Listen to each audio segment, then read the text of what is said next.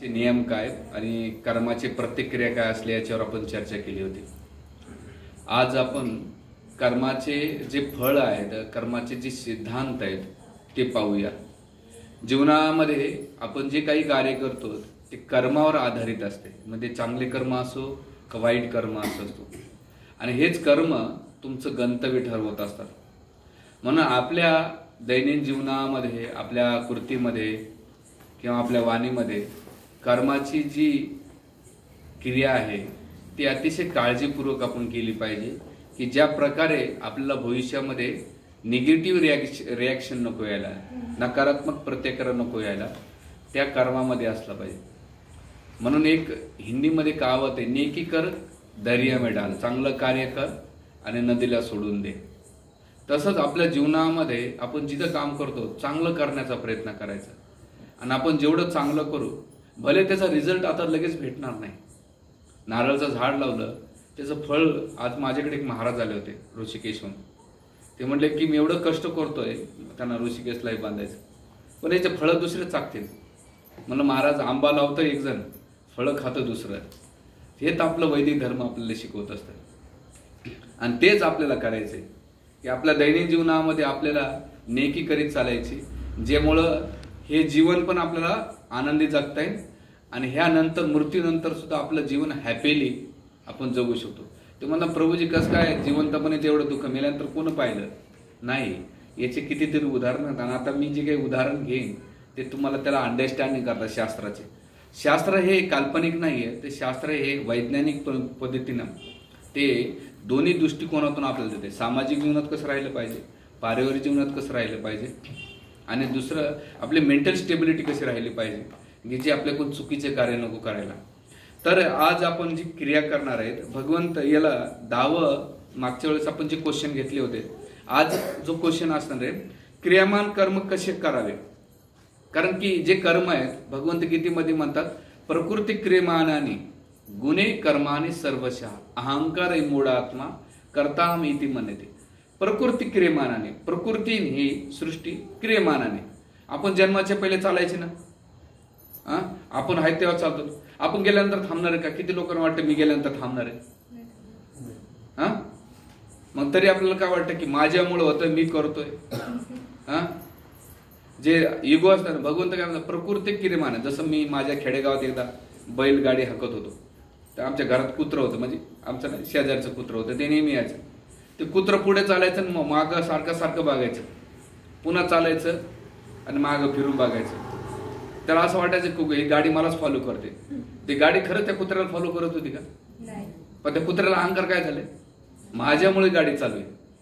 तसंच आपल्या कलियुगातले बरेच कुत्रे येतात, त्यांना वाटतंय माझ्यामुळे घर चालतंय, माझ्यामुळे ऑफिस चालतंय, माझ्यामुळे कंपनी चालते, माझ्यामुळे नगरपालिका चालते, माझ्यामुळे नाही का राज्य चालतं, माझ्यामुळे देश चालतो। अरे नाही चालत, तुम्ही असो नसो दुसरं येतो, पण भगवंत त्या श्लोकामध्ये काय म्हणतात, प्रकृती क्रियमानाने गुण करून घेतात। कोणते गुण? 3 गुण, सत्वगुण, रजगुण, तमगुण। गुणे कर्माने सर्व अहंकार मूढात्मा, अहंकाराने, आणि मूर्ख व्यक्ती काय म्हणतो, कर्ताम इति मन्यते, मी माझ्यामुळे होतोय। मग ते 3 गुण कोणते? ते म्हणतात की सत्वगुण जो जीवात्मा म्हणतो मी चांगले कर्म करेन, सत्वगुणाचा व्यक्ती ना तो चांगलं करण्याचं करतो, कोणी किती माझ्यासोबत वाईट वागू द्या। तसंच जसं एकनाथ महाराज एकदा याच्यामध्ये उतरले, कशामध्ये? गोदावरीमध्ये स्नान करून आले, एक व्यक्ती तांबोळी होता, तो पान खाऊन थुकला त्यांच्या अंगावर, असं 100 वेळा झालं। शेवटी त्या तांबोळाला लाज वाटली आणि महाराज काय म्हटले, धन्यवाद, माझी खूप दिवसाची इच्छा होती की मी गोदावरीचे 100 वेळा आंघोळ स्नान करेल, पण तुझ्यामुळे मला हे स्नान घडले।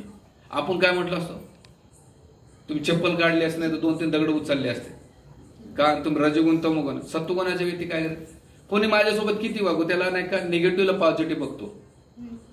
म्हणजे असं जसं आता मला तर कधी कधी भांडण करायला कंटाळा येतो ना, जाऊ दे भाऊ, तू मोठा भाव, तुझा बाप मोठा, तुझं खानदान मोठं। सत्वगुणाचं ते असतं, त्याला डोकं लावत नाही। म्हणून सत्वगुणाचं काम काय असतो, फळ मिळो न फिळो चांगले कर्म करेन, हा कर्माचा पर्याय। रजगुण व्यक्ती काय म्हणे, मी कर्म करेन पण मला त्याचं फळ मिळालंच पाहिजे।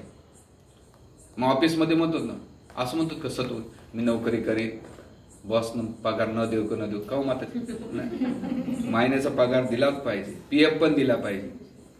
ह्याला काय म्हणतात पॅशनेट. आणि तिसरं आहे तमोगुणी.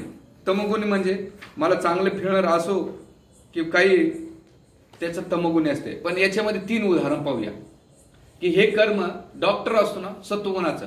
एका रात्री एका व्यक्तीने फोन केला आणि फोन केल्यानंतर इमर्जन्सी फोन केल्यानंतर तो काय करतो, आपले कपडे घालतो, बॅग घेतो आणि जाताना तो जो पेशंटचा व्यक्ती होता, पेशंटचा नातेवाईक होता, तो डॉक्टरला विचारतो की डॉक्टर साहेब तुम्ही फी किती घेणार. तर सत्वगुण डॉक्टर काय म्हणे, फीचं नंतर बघू, आधी पहिले ट्रीटमेंटला पेशंटला ट्रीटमेंट करू, नंतर फीचं बघूया. रजोगुणी काय म्हणे, मला घेऊन चाललं तर मला एवढं फी द्यावं लागेल तरच मी येईन, याला म्हणतात रजोगुणी. तमोगुणी काय म्हणे, तुम्ही आधी पहिले फी भरा नंतर तुमच्या सोबत येतो.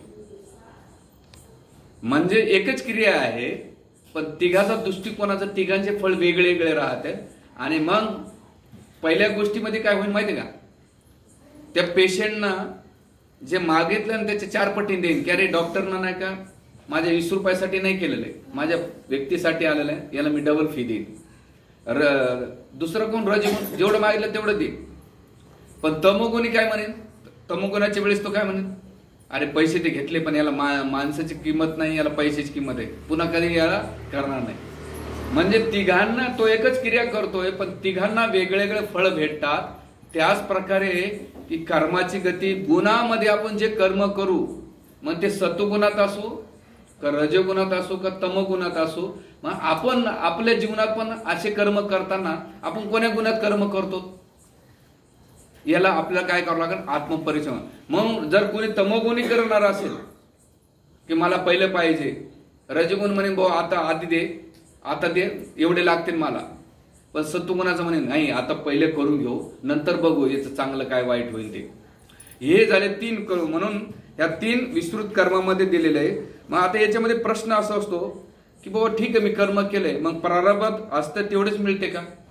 हो, तुम्ही किती करा तर मग प्रारब्धानुसार तुम्हाला काय मिळणार आहे, तुमचे माता पिता.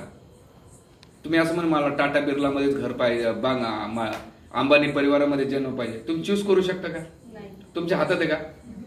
की गोरे गुमटेच पाहिजे, हँडसमच पाहिजे, आई वडील, आई एवढी एज्युकेटेड पाहिजे, पप्पा एवढे एज्युकेटेड आहे, तुमच्या हातात आहे का चॉईस, नाही. तर तुमच्या कर्म आणि प्रारब्धामुळे तुम्हाला ते माता पिता भेटतात. सेकंड, स्त्री पुरुष, काळे गोरे, ज्ञानी अज्ञानी, ठेंगणे उंच, बुटके जाडे पातळ किंवा नाके, असे जेवढे काही बॉडीतले आहे ते तुमच्या प्रारब्धानुसार भेटतात. काही लोक मला म्हणतात प्रभूजी बायकोले जाड आहे. म्हणलं तू लग्नाच्या पहिले, लग्न झाल्यानंतर, लग्नाच्या पहिले तुम्ही नाटक करता, नाकान वांगे, मराठीमध्ये एक म्हण माहिती आहे, नाकन वांगे सोनले, माहिती, नाकन वांगे सोनले. हा हो, नाकन कांदे सोला, वांगे सोला किंवा कांदे सोला, जे काय सोलायचं ऐकलेलं आहे. ते प्रश्न आहे खरंच का वांग कसं सोलायचं, पण ते भाजल्यानंतर सोलतात ना. हा, मला ऐकून म्हणलं महाराज कसं काय सोलतात, मला तू दोनदा तुला सांगतो काय. तर मुद्दा काय की इथे ना दुसरं कन्या कसे भेटल काय माहित नाही. जन्माला ते येताना चांगलं, पण नंतर काय रंग दाखवेल माहिती. त्याच्यानंतर नातलग, प्रारंभानुसार तुमचा नातलग असतात आणि जेवढ्या काळापुरतं राहतात.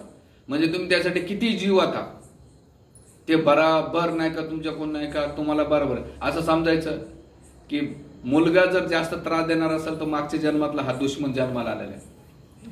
हा, शास्त्रात दिलेले, आता पुढे येते ना उदाहरण, एक एक घेईन मी. म्हणजे प्रारंभ. त्याच्यानंतर ते म्हणतात की प्रारंभानुसार कन्या नातलग आणि पूर्व कर्मानुसार प्रारंभ त्यांना ते लाभतात. आणि जोपर्यंत पुण्य आहे, भोग आहे, प्रारब्ध आहे, तोपर्यंत ते सोबत राहतात. ज्या दिवशी तुमचा भोगा संपलं ती तुम्ही विष्टू होतात. बघा लव्ह मॅरेज वाले असतात ना, काही काळ एकत्र एवढं प्रेम दिसतं बाबा, शिफ्ट तुम्हारे लिए, एक दूजे के लिए. पण तेच लग्न झाले की कोणी मोठे दुश्मन मानतात. का तर त्यांचा कोटा तिथपर्यंतच होता. म्हणजे जगातलं प्रेम कसं, तू माझी खाजो मी तुझी खाजो, तो झालं प्रेम. त्या प्रेमामध्ये लस्ट जर हे असेल, सेंटर काम वासना असेल तर जास्त काळ टिकत नाही. म्हणून प्रारब्धानुसार भेटतंय. आणि मग याच्यामध्ये नीतिशास्त्र मागच्या वेळेस सांगितल्या 5 गोष्टी कोणत्या, जन्म, धन, नीती, यश आणि मृत्यू, ह्या 5 गोष्टीचा आपण मागच्या वेळेस विश्लेषण केलं. तुम्ही कोण बनेगा करोडपती मध्ये बिहारचा एक व्यक्ती होता, सुरेश कुमार, ऐकलं असेल, फेमस होता, खूप इंटेलिजंट होता. त्याने किती करोड कमवले माहिती? 5 करोड कमवले. म्हणजे त्याने काय केलं, प्रारब्धानुसार त्याला 5 करोड, ते पुढचे 5 करोड किती दिवसात संपले. इकडे इन्व्हेस्टमेंट करणं, जेवढे ओळखीचे नातेवाईक नव्हते तेवढे सगळे आले. हमारा सुरेश कुमार, बुबुआ, भैया, म्हणजे गुळ असेल की मुंगळे येतात आणि गुळ संपला की सगळे मुंगळे निघून जातात. अशा कलेवरले भामटे नातेवाईक असतात. गरीबी असले की तुम्हाला कोणी पिळतं, पण पैसा असू दे ना. माझ्या मावशीच्या काकाचा, भावाचा, दादाचा भाऊ नातेवाईक आहे. अरे कोण विचारतोय भाऊ तुला, पण पैशामुळे काय करतो, ओळख दाखवतो. आणि सगळ्यांनी त्याचे मित्र नातेवाईक येऊन पैसे घेऊन गेले. एवढे भेटल्यानंतर तो माणूस इथं होता. 6 महिन्याच्या आत नंतर तो ग्राउंडला आला आणि अशी अवस्था झाली की एक टाइम वडापाव खाला सुद्धा पैसा भेटला राहिला नाही त्या व्यक्तीकडे. म्हणजे प्रारब्धानं तेवढं दिलं, म्हणजे दैव देतं कर्म नेतं, अशी अवस्था झाली. म्हणजे इथं काय सांगायचं की दैव देतंय आणि कर्म नेतं. तसं आपल्या जीवनात काही जण कर्म दैवानं भरपूर देतात. ह्या डिपार्टमेंटमध्ये ते खातात, त्या डिपार्टमेंटमध्ये खातात, त्याचं डिपार्टमेंट खातं, पोलीस खातं, सार्वजनिक बांधकाम खातं, मेडिकल खातं, सगळे खातच का जे खाणार राहते त्याला खातं म्हणतात. आता त्याचे ते हिस्ट्री. तर म्हणजे सांगायचा मुद्दा असा आहे की याच्यामध्ये एक असं शास्त्र सांगतंय, प्रारब्धामध्ये जेवढं असतं तेवढं. एक उदाहरण दिलं जात आहे की एखाद्या राजाकडे नौकराने किती काम करू द्या, कष्ट करू द्या, आणि त्याच्यामध्ये सफलता केल्यानंतर मालक त्याच्या खुश होऊन सगळं बंगला प्रॉपर्टी देत नाही. त्याच्या प्रारब्धामध्ये असेल ना खुश होऊन तेवढंच देतो तो. म्हणजे तुम्ही आता एखाद्या कंपनीत 24 तास काम केलं, जसं आमचे प्रभूजी आहेत एबीबी कंपनीमध्ये 24 तास जरी बसले तर एबीबीचा ग्रुप नाही म्हणणार की जाताना गोसाईपुरूंच्या नावानं करून द्याव दे. नाही, कोणत्याही इथं तुमच्या ज्या इंडस्ट्रीमध्ये एरियामध्ये तुम्ही काम करता, ज्या इन्स्टिट्यूट मध्ये काम करताय, तिथं तुम्ही जेवढं किती जरी केलं तुम्हाला तुमच्या महिन्याच्या सॅलरीपेक्षा जास्त देत नाही. पण तरी आपण मरमर करतो. मग इथे 3 उदाहरण दिलेले आहेत की ते म्हणतात की सतत वर्षभर 24 तास जरी पाऊस पडला, ते पळसाच्या पानाला 3च, पळसाचे जे पान आहेत ना 3च, 4थं पान येत नाही. म्हणजे तुम्ही 24 तास वर्षभर पाणी घातलं तरी त्याला 3च पान, 4थं पान येत नाही. तसं तुमच्या कंपनीमध्ये, शाळेमध्ये, तुम्ही जिकडं ऑफिसमध्ये काम करतात तर तुम्हाला जेवढे 3 पळसाचे पानच भेटणार आहेत. 1 रुपया जास्त कमी भेटत सुट्ट्या मारल्यानंतर. बरोबर. तसं प्रारब्धामुळं जेवढं आहे, मग तिथे आता मग तुम्ही म्हणायचं प्रोज काम नाही करायचं. जेवढं आमचे भक्त आहेत जेवढं गरजे तेवढं. काही जण निस्ते मोहऱ्यासारखे तड करतात. मी होतो कोकाला कंपनीमध्ये, जे तोंड चोपडे होतात ना, बाप रे बाप, ते स्वतः जगायचे ना दुसऱ्याला जगू देत ना. आणि असे आता मला नाही का राग आजूबी नाही का कंपनीचं नाव घेतलं की संताप होतो. लय छळायचे लोक आम्हाला. तर म्हणजे सांगायचा मुद्दा पळसाला. मग इथे 3 उदाहरण दिलेले. पहिलं उदाहरण दिलं, वसंत ऋतूत सर्व झाडांना नवीन पाले फुटते, म्हणून काय बांबूला पाले फुटेलच असं नाहीये. बांबूला पाले फुटेलच असं नाहीये. त्या वसंत ऋतूचा दोष काय मग? ते म्हणतात अरे सगळ्या पाले फुटत, बांबूला का फुटत नाही? वसंत ऋतूचा अरे त्याचं प्रारब्धामध्ये आहे तेवढंच आहे. दुसरं उदाहरण दिलं जातंय, सूर्योदयानंतर सर्वत्र उजेड पाहून दिसू लागते, पण घोबडाला मात्र दिसणं बंद होते. मग याच्यामध्ये सूर्यनारायणाचा दोष काय? प्रारब्धानं तुला आंधळं दिलेलं, तुला दिवसात दिसू शकत नाही, तर तुम्ही हे करू शकत नाही. काही असतात ना लोक त्या प्रकारे. तिसरं असतंय पावसाळ्यात 24 तास पाऊस पडत असेल आणि जे पक्षी आहे कोणता स्वातीना, त्याला कोणता पक्षी म्हणतात? चातक पक्षी. तो त्यानं चोच किती उघडली, पण जो स्वाती नक्षत्राला जो पाणी आहे ना तोच पिऊ शकतो. त्यानं पार 2 वर्ष जरी ट्याव केलं तरी भेटतो. तसं प्रारब्धामध्ये जेवढं आहे तेवढंच भेटते. म्हणून इथं असं म्हटलं जात आहे की तुमच्या प्रारब्धामध्ये तयार झाले ते ललाट लिखित आहे, विधाता त्याला पोषू शकत नाही, तुम्ही पोषू शकत नाही. म्हणजे याचा अर्थ रडण्यात बसण्यापेक्षा तुमच्याकडे जे काय आहे त्याच्यामध्ये तुम्ही काय राहिले पाहिजे, हॅपी राहिले पाहिजे. मग आता उदाहरण दिलं जातं इथं, जसं उदाहरण दिलं जातं बँकेचं. तुम्ही म्हटलं साहेब मला 1 लाख रुपयाची गरज आहे, देता का? म्हणे मॅडम सर थांबा, तुमच्या अकाउंटमध्ये किती आहे तेवढं बघतो. बरोबर, जातात तुमच्या बँक अकाउंटमध्ये 15-16 हजार आहे, तर तुम्हाला किती देईल? तेवढे बी देणार नाही, 5च देईन. मग 10,000 रुपये डिपॉझिट ठेवावं लागेल. मग लोक म्हणतात 9 केल्यानंतर मला एवढं भेटेल, एवढे पेढे वाटेल, 10 नारळ फोडेल, 10 ठिकाणी शेंदूर लावेल. नाही बाबा, बँकेच्या अकाउंटमध्ये जेवढं आहे तेवढंच भेटतंय. तुम्ही 9 करा का काही करा, किती प्रार्थना उपाशी राहिले दिवसभरी जरी, आजकाल किती दिवस उपास करून तुम्हाला देव प्रसन्न झाला? हा झाला का? कोणाला हात वरती करा. लोक लिहितात ना, मारुती प्रसन्न, गणपती प्रसन्न, हा प्रसन्न, तो प्रसन्न. प्रसन्नाचा अर्थ माहिती आहे का म्हणा? नाही बाबा, एवढं प्रसन्न होत नाही. जे सिद्धांत आहेत, प्रारब्ध आहे, तुम्ही देवदेवताकडे किती जरी विनमन्या केल्या तरी नाही भेटू शकत. हे प्रिन्सिपल आपल्याला कळायला पाहिजे. म्हणून इथं मग आता याचा प्रश्न असा विचारला जात आहे की मग लोक कर्मफळाची देणारी देवता सुद्धा तुम्हाला लिमिटेशन पेक्षा जास्त देऊ शकत नाही. मग लोक एवढे मरमर करतायत, तर मग कशासाठी करतायत? तर तुम्ही एक उदाहरण देताय शास्त्र कुत्र्याचं.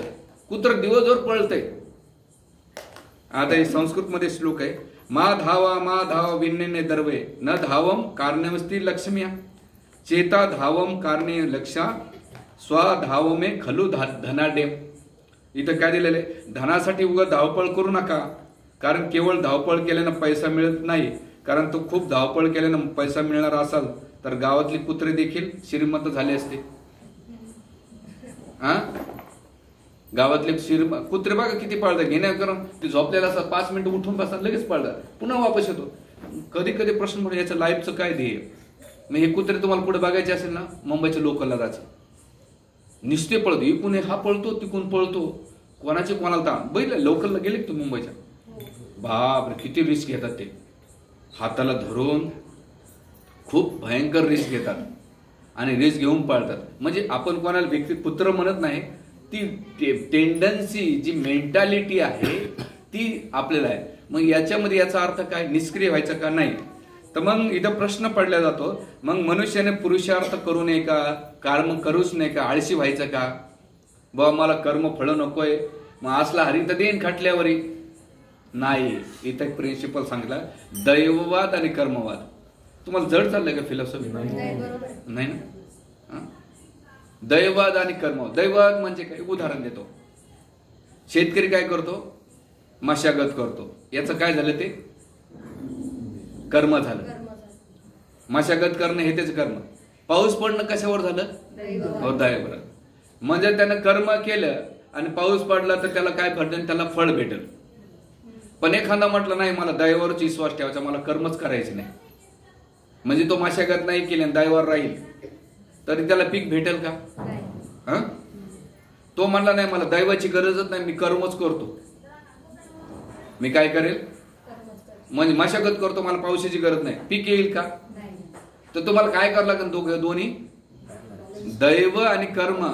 म्हणजे माझं काम आहे नेकी करणं, काम करणं माझं काम आहे, दैवाने त्याला यश देणं गरज आहे. म्हणून लाईफ मध्ये आपण जे काही करतोय, जोपर्यंत कर्मासोबत तुम्ही दैवाला जोडत नाही तोपर्यंत तुम्ही सक्सेसफुली होऊ शकत नाही. म्हणजे दैव म्हणजे काय की त्या भगवंताचा आश्रय किंवा त्याचा आशीर्वाद किंवा त्याच्या कृपेवर तुम्हाला ते होते. नुसतं कर्म तुम्हाला नाही. मी लोक म्हणतात कर्म ही पूजा आहे. मग सगळ्यात कर्माच्या अधिकारी तर गाढव झाला असतं ना, दिवसभर काम करतो, लिहितात ना कर्म ही पूजा. पण कर्म ही पूजाचं प्रिन्सिपल काय माहितीये का? कर्मण्य वा अधिकार, सगळ्याला श्लोक पाठ आहे. मग तुम्ही ऑफिसला जाताना असं हा श्लोक म्हणायचा गीतेवरला, कर्मण्य वा अधिकार असते. मला कर्माचा अधिकार, फळाचा अधिकार नाही. बॉस सर तुम्ही मला पगार देऊ नका, मी काम करतो. किती लोक आहेत तुमच्यापैकी? 30 तारीख होत नाही तरी म्हणतात हा याला कधी डोक्यात पाणी होईल, लगेच पाणी पैसे का देतात. म्हणजे की दैव आणि कर्म सोबत असेल तरच तुम्हाला त्याचं होतं. याचा अर्थ काय होतं? मग इथं शास्त्र सांगते की नोकरी मिळणे प्रारब्ध आहे, पण नोकरीत व्यवस्थित काम करणे हे टिकवणे, आणि बढती मिळणे पुरुषार्थ आहे. आणि बरोबर पैसा मिळणे हे प्रारब्ध आहे, पण मिळालेल्या पैशाचा योग्य विनियोग करणे हे काय? कर्म आहे. म्हणजे एखाद्याला दैव देते पैसे पण दारू पिऊन मागच्या आठवड्यातली एक घटना सांगतो तुम्हाला. आजकाल लोकांना ना व्हायरस सुटलेला आहे. म्हणजे ही 2 घटना आहे. एक घटना अशी की आमच्या मंदिरात एक वेल विचार येतात. त्या मोठ्या कंपनीमध्ये CEO येतं. त्यांचा प्लॅन्ट मनमाडच्या बाजूला हिंदुस्तान पेट्रोलचे ते आहेत, त्याच्यामधले एक ते इंचार्ज. तुम्हाला विश्वास येणार नाही, त्यांनी शेअर मार्केटमध्ये 75 लाख रुपये 2 महिन्यात संपवले. किती? 75 लाख. किती? 1000 नाही बरं, 75 लाख. आणि तो आला मला भेटायला. जेव्हा 50 लाख गेले तेव्हा मी सांगितलं होतं की प्रभूजी तुमचे 50 लाख गेलेले, तुम्ही नका लागू. नाही म्हणे प्रभूजी माझे 50 लाख. त्याने 25 लाख घातले. 25च्या बदल्यात मला काय होईल की माझे सगळे वसूल होते. 50 गेले, 25 गेले, 75 गेल्यानंतर तो आला, डिप्रेशन होऊन आला. रात्री 10:30-11ला फोन केला, प्रभूजी मला अर्जंट भेटायचं तुम्हाला. म्हणलं काय झालं? मी खूप टेन्शन डिप्रेशनमध्ये. म्हणलं अरे मलाही वाटलं. आलो मी कसं तरी ते शॉल वळून आलो, मच्छर चावतो बसलो. मग रात्री आम्ही 10:30-11 रात्री 1-1:15 पर्यंत बसलो मी त्यासोबत. म्हणून प्रभूजी मी एवढं इन्व्हेस्टमेंट केली, असं झालं. म्हणलं मी तुला सांगत होतो, तू ऐकलं नाही. तुला वाटलं की मी मोठ्या कंपनीत आहे, माझ्याकडे एवढं ऑफिस आहे, कमी की 1000 लोक काम करतात एवढे, आणि खूप मोठा वजनदार व्यक्ती. विचार करा, दैवाने त्याला दिलं पण कर्मानं त्यानं काय केलं? गमवलं. मग याचे दोष कोणाला देतात? तुम्ही दैवाला देता का कर्माला देता? म्हणजे ईश्वराने तुम्हाला दिलेलं आहे. त्याचा आणखीन एक किस्सा सांगतो. आमच्या मंदिरात एक भक्ताचा मुलगा आहे, त्याने खूप ठिकाणी इन्व्हेस्टमेंट केली. किती? 1,40,00,000 रुपये त्याने 8 महिन्यामध्ये 10 लाख इन्व्हेस्टमेंट करा, एवढ्या बदल्यात तुम्हाला एवढं देतो. आता घरी लोक चक्कर मारतायत आणि त्याची आई म्हणते तुम्ही जर माझ्या दारावले तर 4थ्या मधल्या मी उडी मारेन, तुमच्या नावाने चिठ्ठी लिहिली. पुन्हा तुम्हाला बुद्ध्या सुचवल्या की येडा बाजार आहे, 1 रुपयामध्ये 10 रुपये कोणी मूर्ख आहे का तुम्हाला द्यायला? पण लोभ माणसाचा. म्हणजे दैवानं तुम्हाला दिलं आणि तुमच्या कर्मानं दिलं ना. मग आता आमच्याकडं प्रभूजी देवानं असं कसं काय केलं? भाऊ, देवानं देताना दिलं तुला, पण कर्म तुझे सांगत होते ना, पण तुला कर्माचा लेखा झाली ना. तुला काय करलं? त्या मार्गाने नेलं. म्हणजे सांगायचा मुद्दा असं की पुरुषार्थ करताना आपल्याला बुद्धीचा उपयोग करून परिस्थिती पाहून त्या कर्माचा फळाचा भोग करता आला पाहिजे. नाही तर तेच कर्म, ते फळ तुम्हाला घातक पडतंय. आणि मग त्याच्यामध्ये दैव आणि कर्माचा सोबत ठेवलं पाहिजे की दैवानं मला दिलेलं आहे पण त्याचा उपयोग कसा केला पाहिजे. म्हणजे इथे सांगणं काय की मग आता असं प्रश्न पडला जातो की नंतरचा प्रश्न आहे प्रारब्धावर केव्हा विसंबी राहू. मग पुरुषार्थ कधी करायचा? बाबा तुम्ही ते एवढं सांगताय, मग पुरुषार्थ कधी करायचा? आम्ही याचं असं कर्म सोडून द्यायचे का? तर नाही. शास्त्र सांगतंय की जे तुम्हाला मनुष्याला आयुष्यात अनेक वस्तू प्राप्त करण्याची इच्छा होते. उदाहरणार्थ धन, स्त्री किंवा पुरुष, पुत्र अधिक, बंगला, मोटर गाडी, कीर्ती, दान, ध्यान, मोक्ष, धर्म, पुण्य, ह्या गोष्टी करण्याची तुमची इच्छा असते. पण हे काय होत आहे, ते कामना उराशी बाळगून असते. पण जीवात्म्याला सगळी इच्छा पूर्ण होतीलच असं नाही. कारण जीवात्म्याची इच्छा म्हणजे कशा आहेत माहिती आहे का? समुद्राच्या लाटा आणि माणसाची इच्छा सारख्याच आहेत. समुद्राच्या लाटा थांबत नाही आणि मनुष्य इच्छेच्या थांबत नाही. किती लोकांची इच्छा थांबल्या? हात वरती करा तुमच्यापैकी. कोणाचेच नाही होतात का पूर्ण तुमच्या? तरी धरतात ना. एक इच्छा पूर्ण होत नाही. पण आणि एक सायंटिस्ट म्हणतात मनुष्याच्या जीवनात दिवसभरातून 60,000 विचार येतात. किती? 60 मध्ये तुमचे एक पण सक्सेस होत नाही. आणि त्या इच्छासाठी मरमर करतो. आता मी मागच्या आठवड्यात आमच्या काउन्सिलिंग ग्रुपला लेक्चर दिलंय. ते लेक्चर मी आता पब्लिश करेन. मरण्याआधी मी काय? मी तो ऐका प्रश्न. आणि 8 दिवसातच मरण येणार आहे. पण त्याच्यासाठी मी काय करतो आणि कोणाशी भांडतोय, कसे कर्म वाढवतोय माझे आणि माझ्या कर्माचे फळ 8 दिवसातच भेटणार आहे. मी खूप पॉवरफुल लेक्चर दिले. ते सांगण्याचा मुद्दा असा आहे की आपल्याला काय करणार. मग आता इथे 2 प्रिन्सिपल सांगतात. 4 प्रिन्सिपल आहेत की एक म्हणजे धर्म, अर्थ, काम आणि मोक्ष. आता याच्यानंतर इंटरेस्टिंग चालू होऊन जाईल, तर ध्यानपूर्वक ऐका. ते म्हणतात की धर्म आणि मोक्ष पुरुषावर आधारित आहे. कोणतं? धर्म आणि मोक्ष. तुम्ही म्हणतात नाही मी पुरुषार्थ करणारच नाही, मला बसल्या बसल्या धर्म ज्ञान व्हावं, मोक्ष प्राप्त होय. नाही, आपलं काय, धर्म मोक्ष प्राप्त करायचा असेल तर पुरुषार्थ करावा लागेल, तुम्हाला त्यासाठी प्रयत्न करावे लागतील. आणि जेव्हा तुम्ही ते प्रयत्न करताना मग आता धर्म आणि मोक्षासाठी कसे करता? घरी बसल्या बसल्या भेटेल का तुम्हाला? तुम्हाला अध्यात्माच्या प्रॅक्टिस करावं लागेल.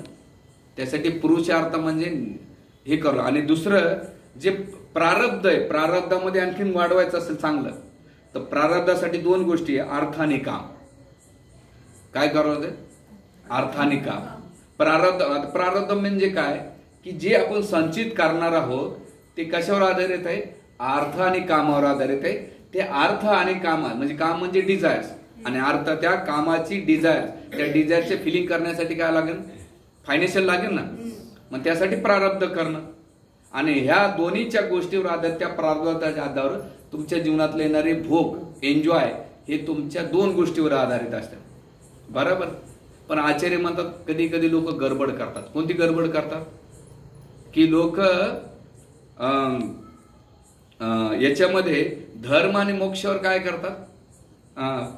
धर्म आणि मोक्ष काय म्हणतात? प्रारब्धानुसार मला भेटल. धर्म आणि मोक्ष कशावर भेटल? प्रारब्ध. देव, लोक म्हणतात आम्हाला नाही का देवानं बोलवलं तर आम्ही मंदिरात येतो. देव एवढा मोठा झाले, एवढे तुम्ही मोठे झाले की देवानं तुम्हाला घरी यावं. म्हणजे असं झालंय की समुद्र जर माझ्या हनुमानवाडीत आले तर मी आंघोळ करेल, नाही तर बिना आंघोळीचा राहील. असं होईल का? किंवा तुम्ही म्हणता साहेब तुमच्या कंपनीला आमच्या इथं हनुमानवाडीत बक्षी पार्क मध्ये आणा तर आम्ही काम करतो. तू येऊ नको, येऊ मर तिकडं, मला माझं काम तर येणार दुसरे आहे का? म्हणजे तिथे तुम्हाला काय करावं लागेल? पुरुषार्थ करावं लागेल. पण शास्त्र सांगतंय की मोक्षासाठी तुम्हाला काय करून प्रारब्धावर नसणार आहे तर पुरुषार्थावर डिपेंड राहावं लागेल. आणि दुसरं जे धर्म आणि काम आहे ते पुरुषार्थावर प्राप्त करावं लागेल. म्हणून हे तत्व डीपली जेव्हा शास्त्राला जेव्हा तुम्ही समजून घेतात तेव्हा तुम्हाला ते कळेल. आणि मग याच्यामध्ये ते म्हणतात की वेदव्यास सांगतात महाभारतामध्ये, अरे बाबांनो धर्म अर्थ मोक्ष दिले तुमच्याच कशासाठी दिलेलं आहे? की माझे दोन्ही हात वरती करून तुम्हाला जगाला सावध करण्यासाठी सांगत आहे की दुर्दैवाने माझ्याकडे लक्ष ठेवा. हे धर्म अर्थ काम मोक्ष आहे ना तुम्हाला चांगल्या गतीला नेत आहे, पण तुम्ही त्याचा दुरुपयोग. कलियुगामध्ये असे नमुने लोक आहेत, दोन गोष्ट सोडल्या आणि दोनच गोष्टी ठेवतात, धर्म अर्थ काम आणि मोक्ष. याच्यातल्या कोणत्या दोन गोष्टी फॉलो करतात लोक? अर्थ आणि काम. मोक्ष गेला आणि धर्म गेला. म्हणजे आपण आणि 80% तुमच्यापैकी लेडीज जेंट्स मोक्षासाठी कोणीच मरमर करत नाही. अर्थ आणि काम. म्हणजे तुम्ही उपास तापास कशासाठी करतात? देवा एवढ्या दे आणि त्याच्यातून तुम्हाला काय होईल? काम. माझी इच्छा पूर्ण हो. मग श्रावण सोमवार घ्या, संकट चतुर्थी घ्या, आठवड्यातले सोमवार मंगळवार बुधवार अमावस्या पौर्णिमा सगळे उपास धरतात ना तुम्ही. त्यातून मोक्षासाठी किती लोक करतात? कोणीच करत नाही. मग इथे हे सांगतात की आपण काय केलं पाहिजे. मग आता इथे सगळ्यात महत्वाचं की प्रारब्ध आणि पुरुषार्थ विरोधी नाही, तर एकूण एकाला काय आहे ते पूरक आहे. ते जेव्हा तुम्ही दोघं एकूण एकाला घेऊन चालता तेव्हा तुम्हाला काय होईल? तुमच्या जीवनातलं यश प्राप्त होईल. मग तुमचं कोणतेही यश असो, अध्यात्माचं असो का भौतिक संसाराचा असो, म्हणजे त्याला साध्या सोप्या भाषेत सांगावं लागेल, दैव आणि कर्म तुम्ही जर सोबत ठेवलं तर तुमच्या जीवनामध्ये सफलताच आहे. नुसतं दैवावर बी तुम्हाला चालणार नाही आणि दुसरं तुम्हाला कर्मावर पण चालणार नाही. दोन्ही पण काय करावं लागणार आहे? बॅलन्स करून चालावं लागेल. असं केलं मग आता इथं प्रश्न पडला जातो, प्रभू आम्ही एवढं करतो मग आमच्या जीवनात दुःख येण्याचं कारण काय एवढं? आम्ही तर दैव आणि कर्म करतो, मग एवढं दुःख काय येतात बाबा? तर मग ते दुःखाचे 3 कारण सांगतात. कोणते 3? तुमचं लक्ष आहे ना? कोणते 3 कारण सांगतात? ते म्हणतात प्रारब्ध, कर्म आणि स्वभाव. हे 3 लोक, ह्या 3 गोष्टी तुमच्या दुःखाचे कारण आहेत. मग उदाहरणार्थ की एक दिलं आपल्या प्रारंभानुसार जीवनात आपल्याला सुखदुःख अनुभवतो. दुसरं कोणी आपल्या सुखदुःखाचे कारण असेल असं नाही, केवळ निमित्त मात्र असतात. मग साडेसाती, किरकिरी, कटकटी, मंगळ, शनी, बुध, गुरु नाही. तुमच्या दुःखातले 3 कारण आहेत. त्याचे 3 उदाहरण शास्त्राचे.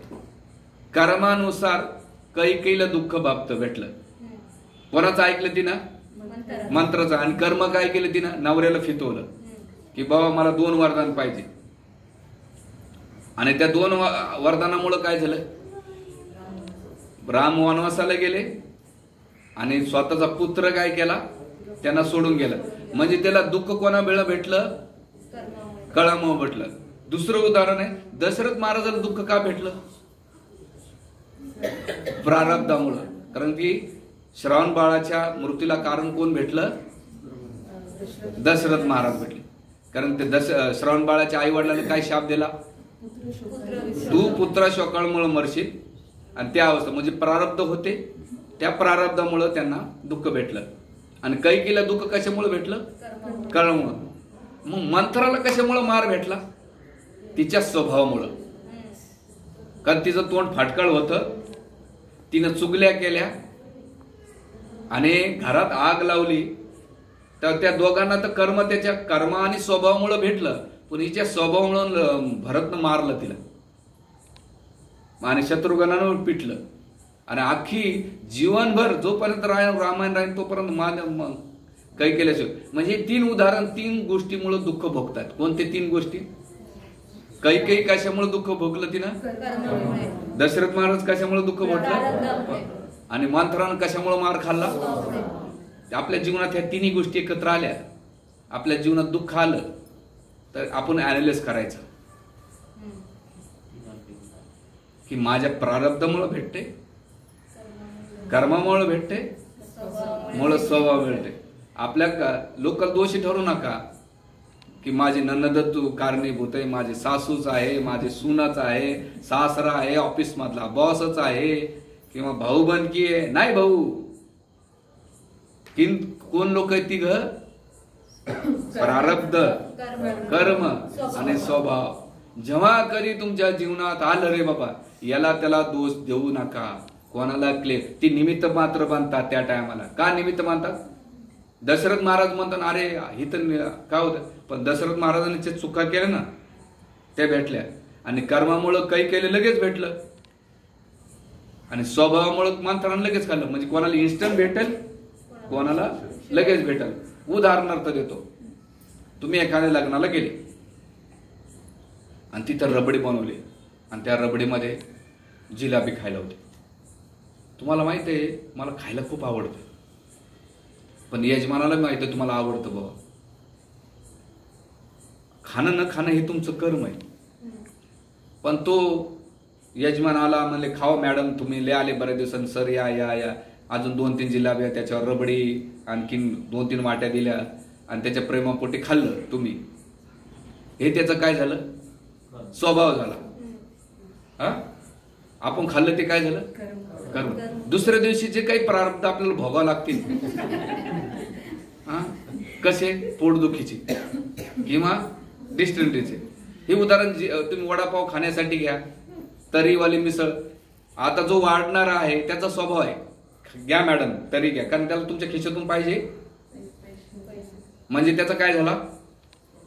स्वभाव. खाणाराचं काय झालं? आणि दुसऱ्या दिवशी जोही पीठ दिसेल तर काय झाला? लक्ष. उदाहरण येतात ना तुम्हाला? हे तो आपल्या लेवलला येऊन सांग. शास्त्रात सांगितलं तुम्हाला पल्ले बी नाही पडणार, त्याचे शब्द लय कठीण आहेत. म्हणजे आपल्या जीवनामध्ये जेव्हा कधी काही भेटल, काही होईल, तेव्हा 3 अँगलच्या बाजूला काय पडले पाहिजे, तुम्ही फिरलं केले पाहिजे. आणि म्हणून इथे शास्त्र सांगतं की मग आता इथे प्रश्न असतो, मग कर्मण्यवाधिकाराचा जो प्रिन्सिपल सांगितला मागच्या तुम्ही वेळेस, मग आता इथे तो लागू होत नाही का? तर मग आचार्य म्हणतात की तुम्ही 200% कर्म केले, त्या 200% पैकी सगळे सक्सेस होतील असं नाहीये. 200 पैकी 180, 150 तुमचे फेल जातील किंवा पास होतील. 50% सोडून द्या. मग त्याच्यामध्ये तो सांगेल कर्मण्यवाधिकार असते मा फले कदाचन. म्हणजे भगवंत म्हणतात की तुझे कर्म कर, पण सगळ्याचं फळ भेटलच असं नाही. म्हणून ह्या सगळ्या 200 कर्मापैकी जेवढे भेटायचे तेवढे भेटतील, जेवढे भेटायचे भेटणार नाही, हे आपण समजलं पाहिजे. याचा अर्थ निष्क्रिय व्हायचं किंवा ते नाही की बाबा चला उद्यापासून आम्ही कर्मच करू. आणि कोणाला शक्य आहे? लोक म्हणतात कर्मयोग सगळ्यात चांगला आहे. भाऊ, कर्मयोगाचा पहिला प्रिन्सिपल काय माहिती का? महिन्याचा पगार आणून नका महाराजाला जमा करायचा, हा कर्मयोग आहे. चालेल का? हा, अरे इथं 100 रुपये निघत नाही, चिकट बसलेले असतात. हा, आणि मास्तर जात तुम्ही दिलं जवळून पाहिलेली, अरे अजिबात नाही निघत पैसे. हा, अनुभवलंय, कारण मी वावरतो त्यांच्यासोबत. आणि मास्तर माझ्या शाळेतले होते, दात करून पोट भरणारे असतात ते. त्याचं मी कोणाला हे करत नाही, सांगायचा मुद्दा. मी मास्तर नाही, तुम्ही बघतायत. कोण येतं तुम्ही? हा, बघतायत. हा, तर इथे आणि मग याच्यामध्ये 2 उदाहरण आहेत. एक म्हणजे हमाल आणि नोकरी. आता मग हमाल उद्या जर म्हटला की मी वजवा, तो मला मॅडम देऊ नका. एखादा म्हटला साहेब की कर्मण्य अधिकार असते, तुझा अधिकार आहे, मी देत नाही. ते म्हणेन तुमचं वज व्हायलं, मला एवढं द्यावंच लागेल. तुम्हाला एक घटना सांगतो. आमच्या शिक्षक पुरुष सांगितलं. आणि एकदम मी मनमाडला बसलो होतो. मनमाडला एक बिचारा मध्यम आपल्या विशाल पुरुषारखा आम्हाला होता. ती शिंदी होती का पंजाबी होती मला माहीत नाही, आपलं बसलं होतं असं जप करीत.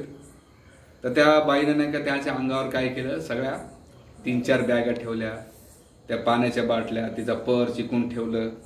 आणि लहान मुलं होतं, त्याची पाण्याची बाटली पण. आणि ती बाई लई जाडी होती. असे आणि असे 4-5 जणांच्या 4-5 बॅग, पर्स, शेवटी राहिली त्या लहान मुलाची बाटली होती, ती पण ठेवली. आता त्याला कुठं ठेवायचा हा प्रश्न पडलाय. मी तिथंच होतं. आणि ती पाण्याची बाटली म्हणले वो दे दो भैया के पास. म्हणलं मॅडम एक काम करो, आप भी बैठ जाओ मेरे ऊपर.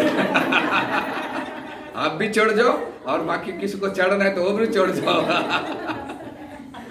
हे दृश्य जेव्हा मी पाहिलं एवढं हसलो. म्हणजे आता जर ती मॅडम त्याला म्हटले कर्मण्य अधिकार असते, मा फले करायचे, कर्म करण्याचा अधिकार आहे, तुला फळाची अपेक्षा नाही, तो काय करेल? सगळ्या बॅग रेल्वे ट्रॅकला फेकीन आणि माझे पैसे द्या म्हणे. नोकरी पण करेल. तर जेव्हा कधी मी हमाला बघतो तर मला तो उदाहरण चांगला आठवतं. मॅडम आप भी चढ़ जाओ मेरे ऊपर और क्या बाकी. तर हे झालं दिलेलं पेशंटचं. मग याच्यासाठी शास्त्र सांगतात, 2 श्लोक सांगतात. काय सांगतात? ते म्हणतात की ध्यानपूर्वक ऐका, हा श्लोक खूप महत्वाचा आहे. ते म्हणतात की आता हे लोकांमध्ये एवढं ऐकल्यानंतर सुद्धा हे का होत नाही, तर याचं सुकृताशी संबंध आहे. ते म्हणतात की ज्याच्याकडे जी गोष्ट असेल तीच वारवली, यांना किती ऐकू द्या, त्याला जे करायचं तेच करतात. मग ते म्हणतात की पहिलं पुण्यवान व्यक्तीचं लक्षण सांगतात. सुपात्र दान भवे धनड्यो, धन प्रभावित करोती पुण्यम, पुण्य प्रभावित सुरलोकवासी, पुनर्धनड पुनर्भोगी. ते म्हणतात की सुपुत्र दान भवे धनाढ्य. तुम्ही चांगल्या व्यक्तीला जर दान केलं तर धनाढ्य होतात. धनाने प्रभावित करे ते पुण्य. त्या धनामुळे तुम्ही काय करतात? आणखी पुण्य करतात. पुण्यम प्रभावित सुरलोकवासी. त्या पुण्यामुळे तुम्ही स्वर्गलोकात जातात. आणि पुनर्धनाडे पुनर्भोगी.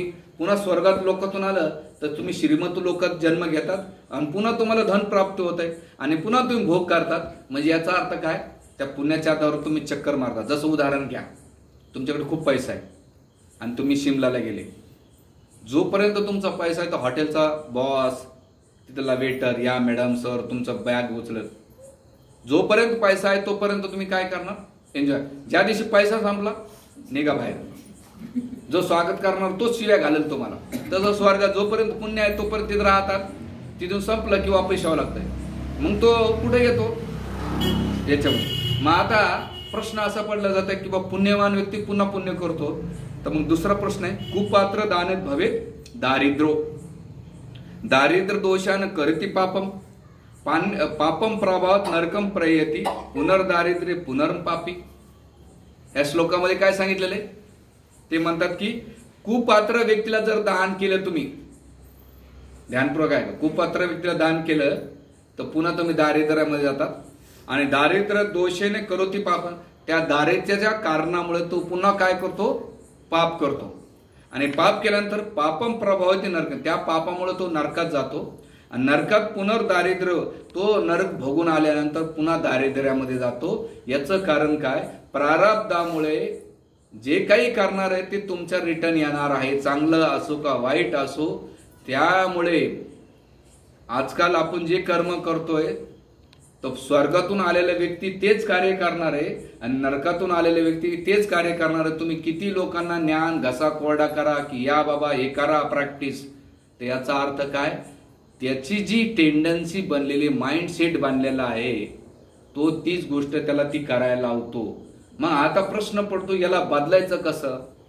तर यासाठी दोन कारण सांगतात आचार्य. एक म्हणजे स्वतःची इच्छा आणि भगवंताची कृपा असेल तर होती. तुमची जर इच्छा नसेल तर भगवंत ते करत नाही, इंटरफेअर करत नाही, कारण ते जीवात्माच्या लाईफमध्ये इंटरफेअर करत नाही. ते म्हणतात बाळा तुझी इच्छा असेल, जसं एखादी आई बाळ आहे, बॉसकडे तुम्ही जाताना तुम्ही जर इच्छा केली तर बॉस तुमचं काम करेल, तुमची इच्छा नाही दाखवली तर बॉस नाही करणार. जसं एखादा बाळ असेल तो आई वडिलांकडे जी इच्छा करेल तो करेल, त्या बाळाने इच्छाच नाही केली तर आई वडील करणार. त्याच प्रकारे पाप पुण्यामध्ये ह्या दोन्ही गोष्टी होतात. म्हणून इथे शास्त्रांत कर्मामध्ये वजाबाकी नाहीये, तर कर्मामध्ये काय आहे? बेरीज आहे. असं म्हणतात मिले पुण्य करेन आणि पापाला कमी करेन. नाही बाळा, जेवढे पुण्य आहे तेवढं भोगावं लागेल, जेवढं पाप आहे तेवढं भोगावं लागेल. एखादा म्हणे मिले चोऱ्या मारे करेन आणि दान धर्म करेन, नाही चालणार. दान धर्माचं पुण्य वेगळं भेटल. जसं आमच्या गावात असतात ना, ज्याची पंगत असेल तर तो पोरांमध्ये पाहून वाढा रे, गुराय नको. आणि जे दुसऱ्याची पंगत असेल ना, वाडा वाडा खा, पुन्हा कधी वाढत नाही, भेटत नाही पंगत खा, पण त्यावेळेस शेजारची कडे धावधाव वाढी, सगळ्याला वाढत चालतो तो. तर सांगायचा मुद्दा असा आहे की इथे त्या सिद्धांताला लागू होत आहे. मग आता इथे ह्या कर्माला काय करणार? तर आचार्य सांगतात मग तर मोक्ष प्राप्ती कधी होईल, कर्मातून मुक्ती कधी होईल? तर भगवंत क्लिअर सांगतात, ज्ञान अग्नी सर्व कर्माने भस्माता कुरुते. अर्जुना, या कर्मातून ह्या मोक्षातून तुला जर मुक्तता प्राप्त करायची असेल तर तू पहिलं काय केलं पाहिजे माहिती आहे का? ज्ञान अग्नीच्या आधारावर तुझे कर्म जळून काय करायचं? भस्मसात करायचे. तू गीतेमध्ये ते म्हणतात की मोक्ष प्राप्ती तीव्र इच्छा असेल तर ज्ञान अग्नीच्या कर्माद्वारे तुम्ही ते कर्म जाळून काय करायचं? भस्म. आणि ती ज्ञान अग्नी म्हणजे काय? 3 गोष्टी.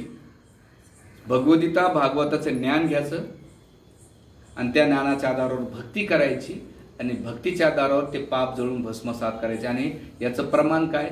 गीतेमध्ये भगवंत म्हणतात, सर्व धर्मान परित्यज्य मामैकम शरणं व्रज ओम तम सर्व पापेभ्यो मोक्षामि मा शुच.